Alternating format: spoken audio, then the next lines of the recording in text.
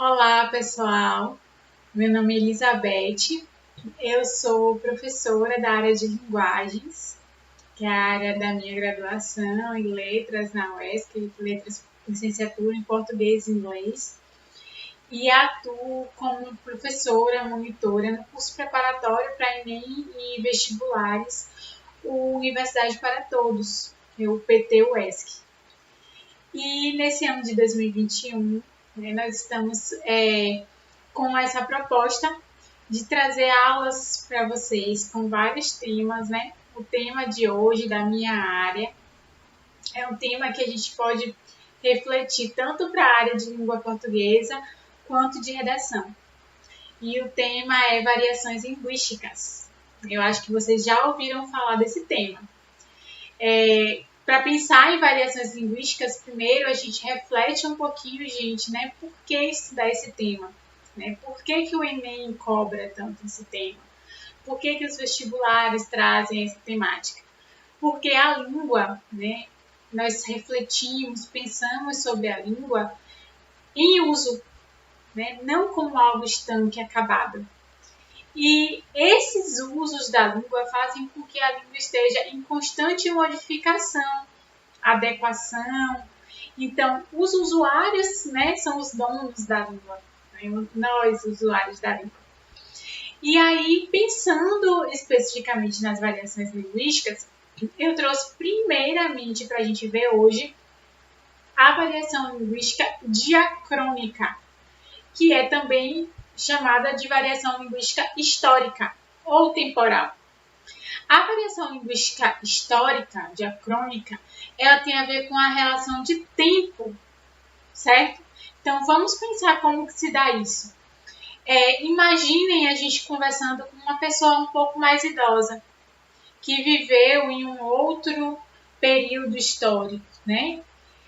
Essa pessoa, né, que tem esse conhecimento, ela vai utilizar no seu falar palavras que muitas vezes a gente não conhece ou que não usa mais, ou termos que foram substituídos por outros, certo?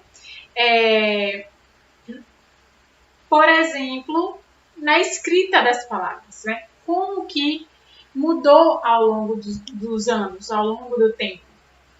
Farmácia, por exemplo, era escrito com PH, hoje é escrito com a letra F. Olhem o último acordo ortográfico que teve, né? Essa mudança é uma mudança de caráter diacrônico também, se nós formos observar hoje, certo? Como que era a escrita de determinadas palavras que antes tinham acento, que antes tinham, por exemplo, trema e hoje não tem mais, tá? É uma mudança de ordem diacrônica.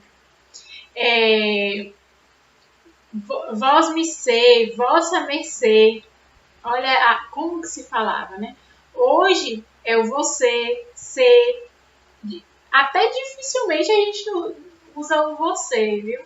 Você tá bem? Como que você tá? Né? Já na situação mais formal a gente usa o você. Mas no dia a dia, nas situações mais informais, a gente acaba até reduzindo aí para as duas letrinhas. Você tá, você quer, né?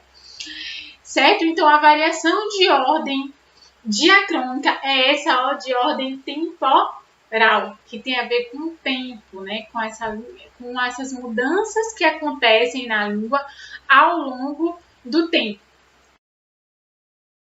Tem um exemplo muito interessante também, né? Por exemplo, nas gírias, né? Eu já ouvi algumas pessoas, né, mais idosas falando, por exemplo, olha, para dizer que uma pessoa que se interessou por uma pessoa, né, por um rapaz, olha, aquele rapaz ali é um pão. Olha, ele para mim é um pão. Muitos de vocês mais jovens nem ouviram, né, já essa expressão. E aí, já mais recentemente, usava-se aquele termo, fulano é um gatinho. Hoje eu acho fulano um gatinho. Hoje o termo que a gente usa, a expressão, né, que as pessoas mais jovens usam é o quê? Fulano é meu crush. Olha a diferença, né? De pão para crush. Isso é uma diferença diacrônica, né? De variação linguística diacrônica, certo?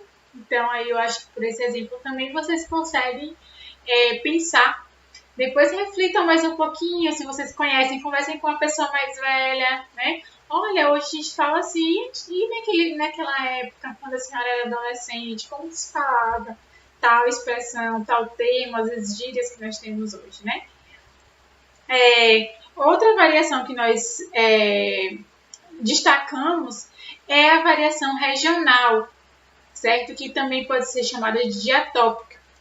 A variação regional tem a ver com o lugar, certo? Também pode ser chamada de variante de lugar.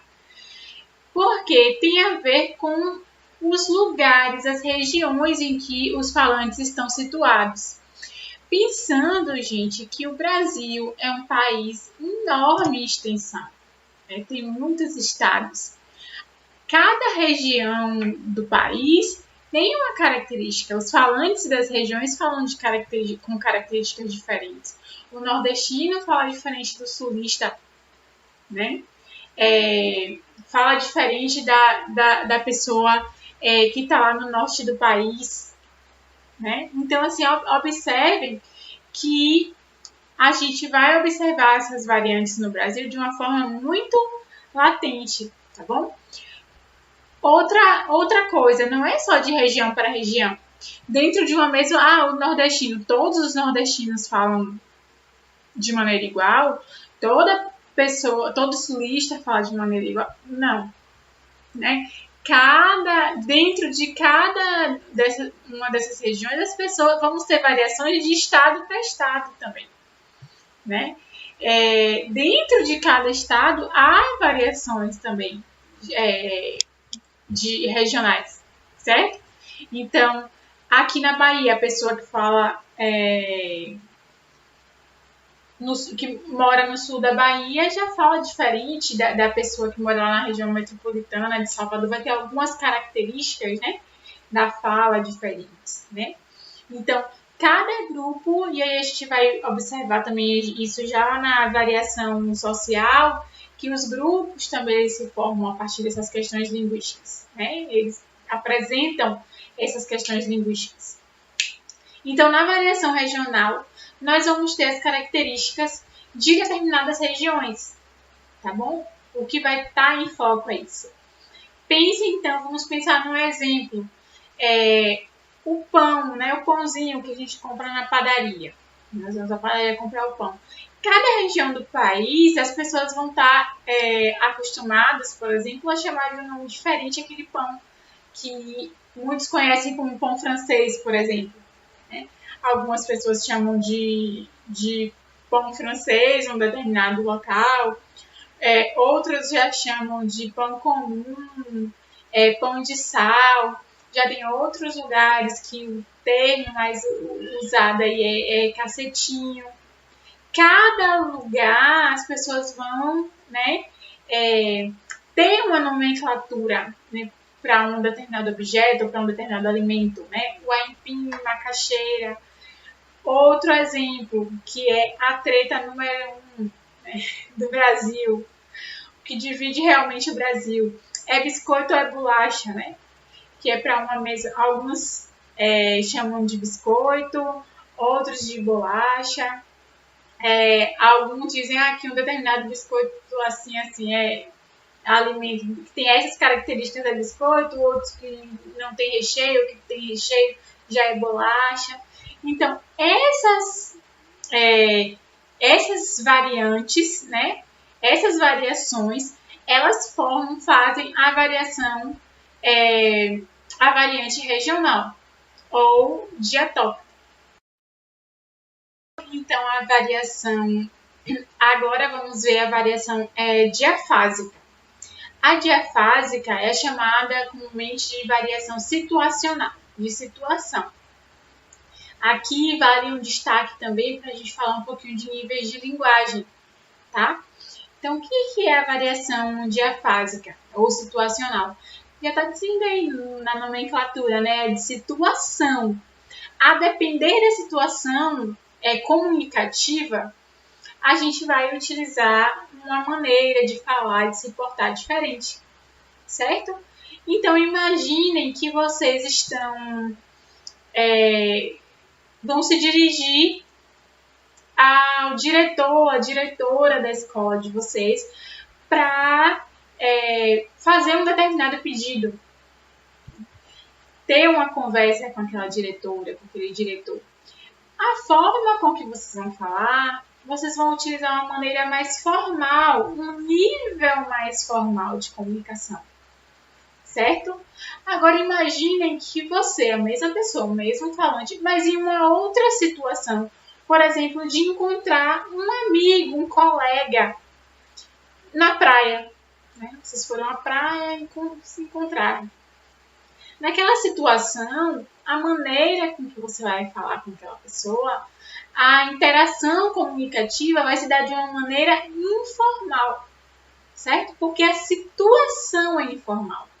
Mas se você vai se reportar ao seu diretor, à sua diretora da escola, ao gerente da empresa que você trabalha, você não vai falar de uma maneira informal, né, que a gente chama de coloquial. Você vai utilizar uma variante um nível mais formal de linguagem. E esse nível mais formal de linguagem, né, ele está associado à variante urbana de prestígio da língua. Por que variante urbana de prestígio da língua? Porque é a variante, né, que está de acordo com a norma padrão. E o que vem a ser a norma padrão? Norma. O que normatiza a nossa língua? O que normatiza uma língua? A gramática. A gramática é o conjunto de normas, né, de uma determinada língua. Essa norma padrão é a que está lá na gramática. Não significa que todos os falantes da língua falam ou que devem ou que deveriam falar somente de acordo com o que está posto na gramática, certo? Os usos, né? As situações, elas vão dizer em que momento a gente vai utilizar um nível de linguagem mais formal e ou um nível de linguagem mais informal. Isso, nós temos também a variante diastrática ou variante social, né? Pensando, gente, que o nosso país, né, como a gente como falamos anteriormente, é marcado, né, por diversidade, né, extenso em território e também diverso em diversidade. Então, nós temos muitas diferenças no que diz respeito aos povos, à cultura, né, que nós temos aqui no Brasil, é diversa de uma região para outra, de uma cidade para outra, de um estado para o outro. E dentro desse contexto, vale ressaltar também que nós somos um país ainda extremamente desigual, marcado pela desigualdade social, né? Consequentemente, o acesso à educação é também muitas vezes determinado por essas desigualdades, né? Nem todos têm o acesso à educação formal. Então, o que nós falamos lá na variante situacional, de nível formal, a gente tem a ver também, quando a gente fala de variante de prestígio, prestem atenção, tá? Com essas questões que permeiam a história do Brasil, né? A economia, a cultura. Na variante social, então, nós vamos pensar em todas essas questões que envolvem a língua, que envolvem os usuários da língua. Então, tem as questões de gênero, de escolaridade, de classe social. E quando a gente está falando aí de variação social, vamos pensar em grupos sociais também. Os grupos sociais se formam e eles têm características marcantes no uso da língua. Então, por exemplo, um grupo de surfistas, de adolescentes, por exemplo, que se juntam e são surfistas. Eles vão ter determinadas gírias, um determinado uso da língua, determinadas expressões que são características daquele grupo. Um grupo de professores, eles vão ter determinados jargões, né, que nós chamamos, termos, que são utilizados, que são conhecidos por aquela comunidade de fala. Um grupo de médicos, certo? Um grupo de músicos, um grupo dos alunos. Eles vão ter um uso da língua que é característico daquele grupo e que varia de grupo para grupo. Então, se nós formos analisar, por exemplo, um grupo de meninos, de jovens surfistas de uma comunidade de fala em Canavieiras, na Bahia, no sul da Bahia, não vai falar exatamente igual a um grupo de adolescentes, de jovens surfistas do Rio de Janeiro. Vão ter diferenças, não só de ordem regional, também de ordem social, certo? Apesar de fazerem parte de um grupo, né, que pratica o mesmo esporte, mas tem condições sociais diferentes que estão marcadas por essa questão regional e que também determinam, direcionam, né, a gente pensar as questões sociais a partir disso, certo? O grupo de mulheres, né, as questões de gênero, elas vão permear, vão nortear a gente refletir sobre as questões de variação linguística, tá bom? E vale ressaltar aqui a ideia de preconceito linguístico, tá? Eu trouxe um trechozinho do Marcos Banho, do livro Preconceito Linguístico, que é como se faz. Ele diz assim: o preconceito linguístico está ligado, em boa medida, à confusão que foi criada ao longo da história entre língua e gramática normativa. Então, é isso que nós falamos lá, tá? Língua está associada aos usos, certo? Espero em outro momento a gente poder aprofundar mais, mas vou deixar algumas dicas no link aí, na legenda, né, do vídeo, para vocês conhecerem mais sobre preconceito linguístico, tá?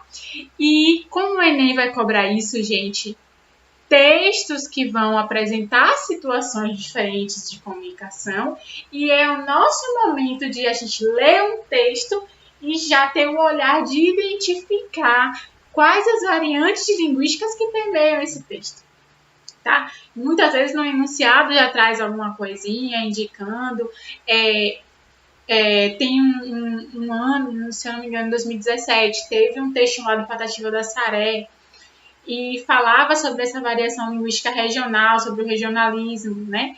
Então, é o nosso olhar, conhecendo esse conceito de variações linguísticas, de já olharmos para um texto e já pensar, olha, aqui tem a variação linguística regional, aqui tem a situacional, aqui tem a social, certo? Aqui tem a histórica.